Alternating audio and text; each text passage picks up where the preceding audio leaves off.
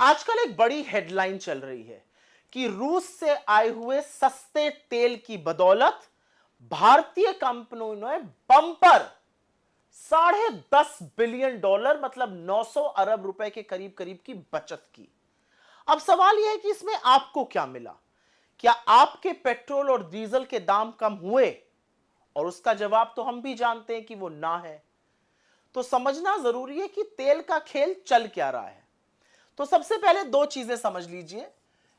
Oil जगत में दो तरह की कंपनीज होती हैं, upstream and downstream.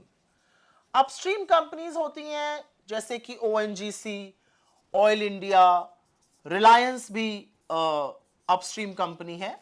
Reliance downstream में भी है।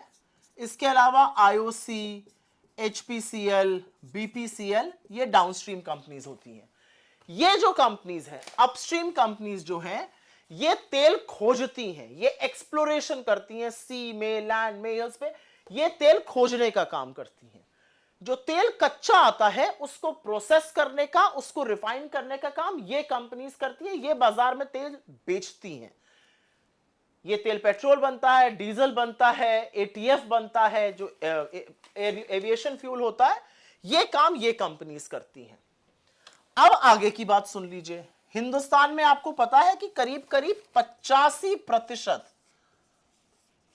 85% हमारा जो क्रूड की रिक्वायरमेंट है, जो कच्चे तेल की जरूरत है, वो आयात होती है, वो इंपोर्ट होती है।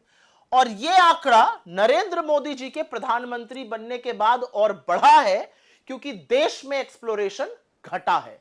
85% कच्चा तेल हमारा बाहर से आता है, खाड़ी के देशों से आता है, इधर उधर से आता है। फिर रशिया और यूक्रेन की वॉर होती है, युद्ध छिड़ा, और युद्ध छिड़ने में पश्चिम के देशों ने रूस का तेल लेने से मना कर दिया। एक बात और भी है कि रूस ने अपने तेल पर भारी डिस्काउंट दिया, तो इंडिया ने रूस से तेल खरीदना शुरू कर दिया। रूस सस्ता तेल इंडिया को बेच रहा था, और इतना तेल आ रहा है रूस से कि रूस जो कभी बड़ा मामूली सा खिलाड़ी होता था, आज मतलब हमारे ट्रेडिंग में, आज हमारे ट्रेडिंग पार्टनर्स की टोली में शामिल हो गया। हमारे और उनके बीच सबसे बड़ी कमोडिटी ऑयल की ट्रेड हो रही है। और तो और वित्तीय वर्ष 2023 में और वित्तीय वर्ष 2024, यह आंकड़ा याद रखिएगा, रूस से आया हुआ तेल वित्तीय वर्ष 2023 में 21.5% था सारे आए हुए तेल का, और यह संख्या 2024 में बढ़कर 36% हो गई। जहां तक मेरी याददाश्त है, मुझे लगता है 223 मिलियन टन तेल हमने आयात किया था वित्तीय वर्ष 2024 में, उसमें से 36% अकेले और अकेले रूस से आया था। एक बात और भी है कि रूस जो है, तेल जो हमें दे रहा है, वो बाकी जगहों से आ रहा है, वो 10 से 12% उसका दाम कम है। रूस हमें कम दाम पर तेल बेच रहा है। रूस की देखा देखी और भी देशों ने हमें डिस्काउंट दिया।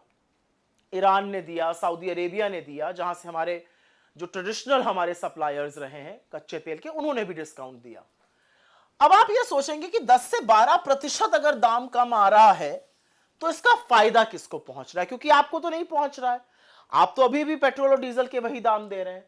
तो फायदा पहुंच रहा है 5 कंपनियों को, IOC, HPCL, BPCL, Reliance industries और नियारा एनर्जी। इन लोगों को फायदा पहुंच रहा है। इन्होंने रूस के सस्ते तेल से, केवल अभी मैं खाड़ी के देशों के डिस्काउंट वाले तेल की बात नहीं कर रही हूं, सिर्फ रूस के सस्ते तेल से इन 5 कंपनियों ने $10.5 बिलियन, फिर से पढ़िए इस फिगर को, $10.5 बिलियन मतलब 900 अरब रुपए की बंपर बचत की है। पर आपके बिल क्यों नहीं कम हुए? आपके बिल इसलिए नहीं कम हुए क्योंकि सरकार ने लगातार 13 बार एक्साइज बढ़ाई, और वो वाली बढ़ाई जो राज्यों के साथ साझा नहीं होती है। 3 बार मात्र घटाई। डीरेगुलेशन तो ये कहता है विश्व मार्केट में कच्चा तेल महंगा है तो आप ज्यादा देंगे, सस्ता है तो आप कम देंगे। लेकिन जब सस्ता होता है तो आपको राहत नहीं मिलती है। आपकी जेब पर लगातार डाका क्यों डाला जा रहा है? तेल के नाम पर मुनाफाखोरी कुछ कंपनियों को करने दी जा रही है, लोगों को राहत क्यों नहीं पहुंच रही है?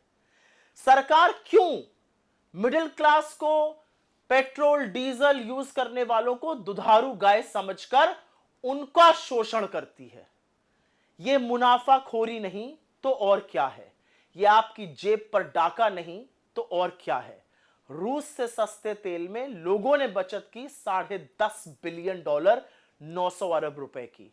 आपने 9 नए पैसे की बचत की है? सोचिएगा जरूर।